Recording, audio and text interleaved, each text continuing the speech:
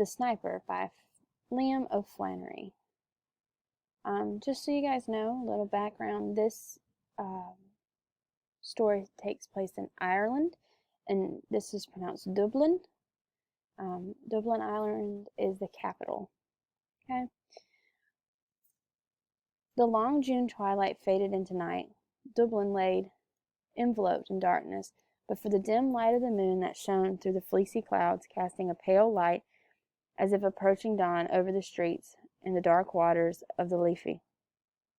Around the beleaguered forecourts, the heavy guns roared. There, here and there through the city, machine guns and rifles broke the silence of the night spasmodically, like dogs barking on lone farms. Republicans and Free Staters were raging civil war. On the rooftop near O'Connell Bridge, a Republican sniper lay watching. Beside him lay his rifle, and over his shoulder was slung a pair of field glasses. His face was the face of a student, thin and ascetic, but his eyes had the cold gleam of a fanatic. They were deep and thoughtful, the eyes of a man who is used to looking at death. He was eating a sandwich hungrily. He had eaten nothing since morning. He had been too excited to eat. He finished the sandwich, and taking a flask of whiskey from his pocket, he took a short draught.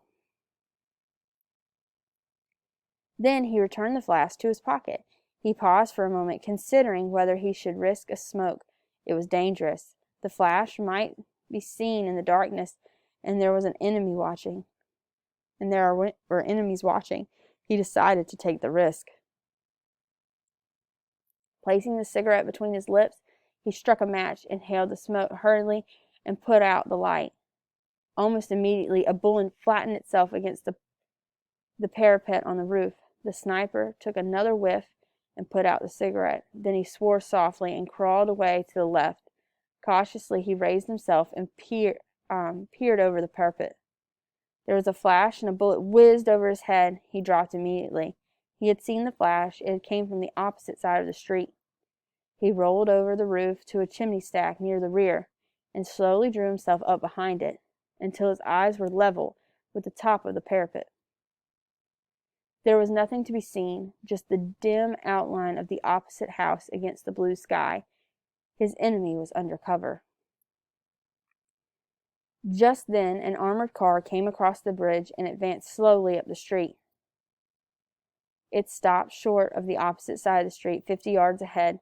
The sniper could hear the dull panting of the motor. His heart beat faster.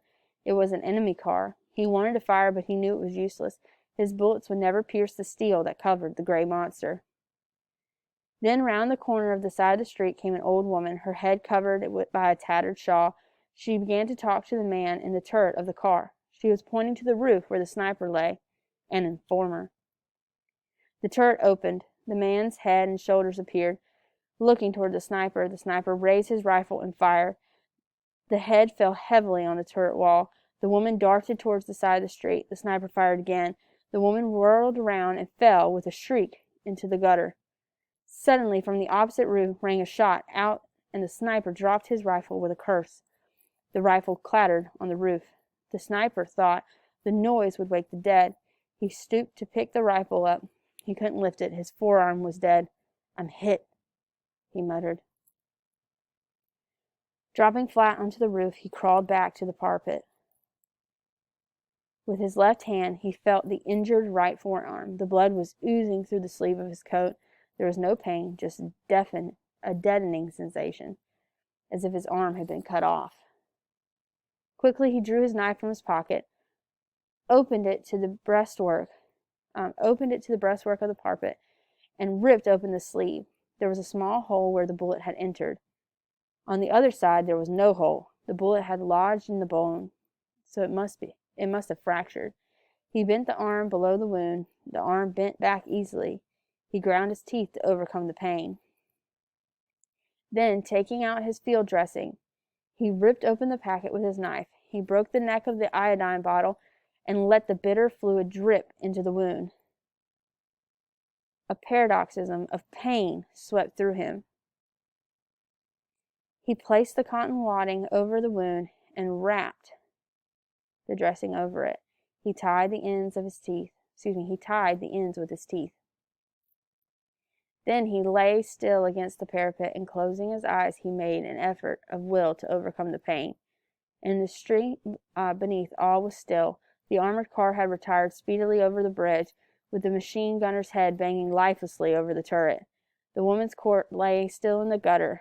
The sniper lay still for a long time, nursing his wounded arm, and planning escape. Morning must not find him wounded on the roof. The enemy on the opposite roof covered his escape. He must kill that enemy, and he could not use his rifle. He only had a revolver to do it. Then he thought of a plan.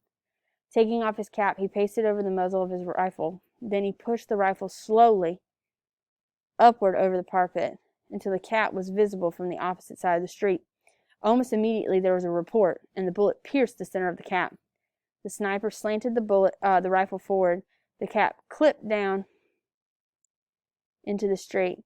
Then, catching the rifle in the middle, the sniper dropped his hand over the roof and let it hang lifeless. After a few minutes, he let the rifle drop to the street, and then he sank to the roof, dragging his hand with him.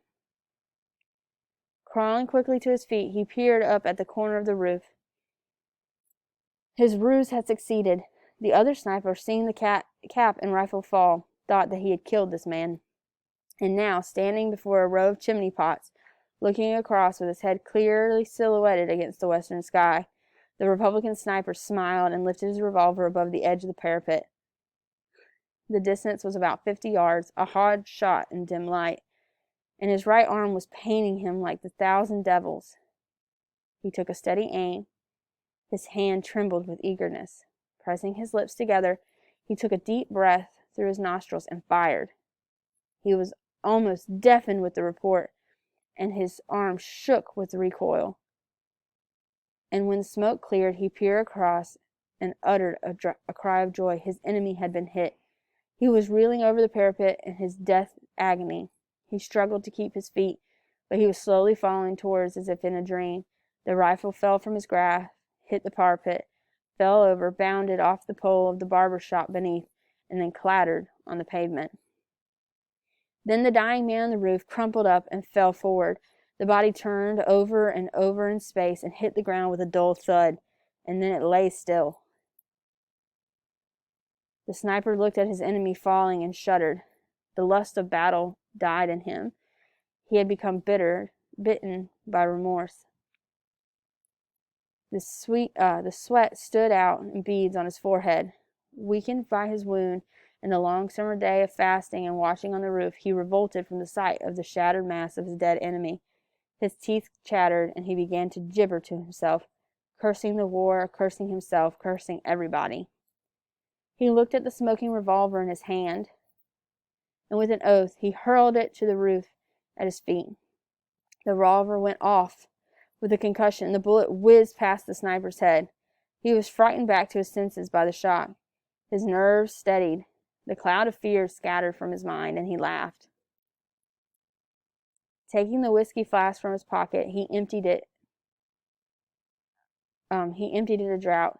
He felt reckless under the influence of the spirit. He decided to leave the roof now and look for his company commander to report. Everywhere was quiet. There was not much danger in going through the streets. He picked up his revolver and put it in his pocket, and then he crawled down through the skylight to the house underneath.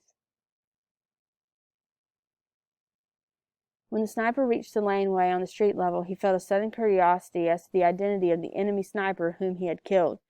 He decided that he was a good shot, and whoever he was, he wondered, did he know him? Perhaps he had him in his own company before the split of the army. He decided to risk going over and look at him. He peered around the corner to O'Connell Street.